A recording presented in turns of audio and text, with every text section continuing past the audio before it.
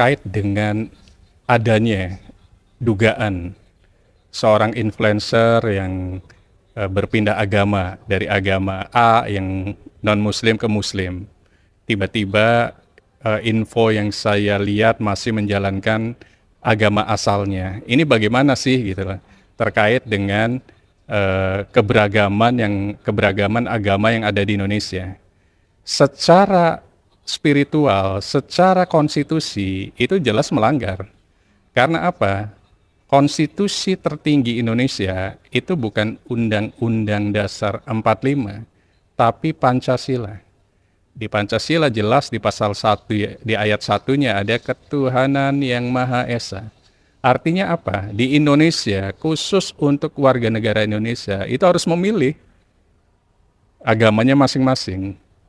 Kalau Islam ya berarti harus menjalankan kewajiban dan sunnahnya. Non-Islam berarti harus menjalankan.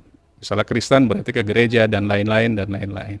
Artinya harus sesuai dengan konstitusi yang dianut oleh negara kita yang namanya ketuhanan yang Maha Esa. Esa itu kan tunggal. Esa itu ahad. Esa itu wahid. Esa itu satu.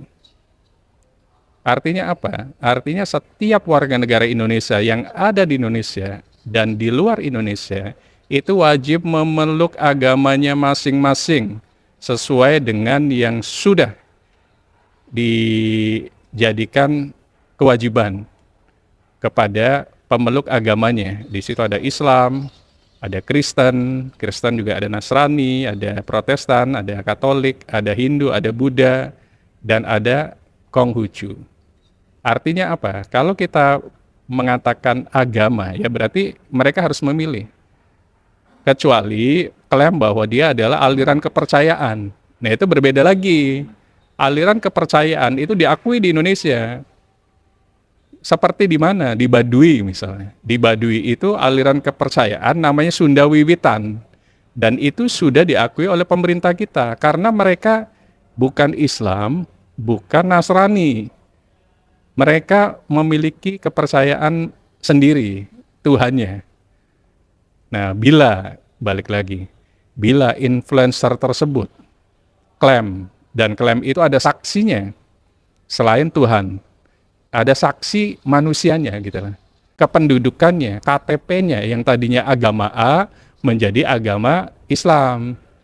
Tiba-tiba orang tersebut, katakanlah masih menjalankan agama asalnya. Di mana orang tersebut berarti sudah melanggar kalau menurut kami gitu. Karena apa? Dia sudah klaim pindah, sudah komit pindah. Begitu juga kan ada influencer atau mungkin artis kita yang pindah ke agama lain dari muslim ke non-muslim dan mereka komit menjalankan itu maksudnya sebenarnya. Jadi tidak boleh warga negara Indonesia yang ada di Indonesia ataupun ada di luar Indonesia memiliki ganda keagamaan, harus memilih satu saja. Kalau pasal secara koridor pidana ataupun perdata itu sebenarnya masuk yang kita sebut pasal penistaan agama, seperti mantan gubernur DKI sebelumnya. Jadi masuk ke pasal tersebut gitu loh. Artinya apa? Artinya pasal tersebut bisa dikenakan. Namun kalau saya tidak akan masuk ke pemidanaan dulu atau pemenjaraan dulu. Lakukanlah sebuah kegiatan yang namanya restoratif justice dan atau silaturahmi. Artinya apa? Mereka yang menjadi saksi, mereka yang menjadi kiai harus berbicara dan influencer tersebut pun harus komit. Contohnya adalah Sandy Tumiwa. Sandy Tumiwa itu kan mu'alaf juga sebenarnya. Dan komit untuk mu'alaf tersebut. Artinya menjalankan ibadahnya, ada sholat, ada puasa, ada zakat, dan nanti ada umroh dan haji. Nah, bagi influencer sekarang yang viral terkait dengan mu'alafnya, pertama harus memilih tepat yang mana yang Anda mau jalani agama tersebut. Apakah muslim ataupun non-muslim, itu harus komit dulu gitu loh. Kemudian jalani kewajiban-kewajiban yang ada di setiap agamanya. Kalau muslim ya harus sholat, harus puasa. Jadi jangan kita masuk ke ranah hukum dulu. Saya mau mencoba menjelaskan terkait ranah sosial kemasyarakatan dan konstitusi yang ada di Indonesia. Konstitusi tertinggi di Indonesia adalah Pancasila, dan Pancasila di sila pertama itu adalah ketuhanan yang Maha Esa, harus memilih sesuai agama dan kepercayaannya masing-masing, tidak boleh dual keagamaan atau dual satu agama satu kepercayaan. Itu tidak ada di Indonesia. Jadi kewajiban warga negara Indonesia harus memiliki agama dan memilih salah satu agama tersebut serta menjalankan ritual keagamannya. Nah, itu yang harus dijalankan oleh semua WNI yang ada di Indonesia dan WNI yang di luar Indonesia. Oke, pertama adalah di Indonesia perkawinan itu harus sesuai dengan agamanya. Baik laki-laki ataupun perempuan, agamanya harus sama dulu. Itu baru sahnya sebuah perkawinan yang sesuai dengan Undang-Undang Nomor 1 Tahun 74, bahwa perkawinan itu harus sesuai dengan agamanya antara laki-laki dan perempuan untuk meniti rumah tangga sesuai dengan ketuhanan yang Maha Esa. Kira-kira begitu bunyinya.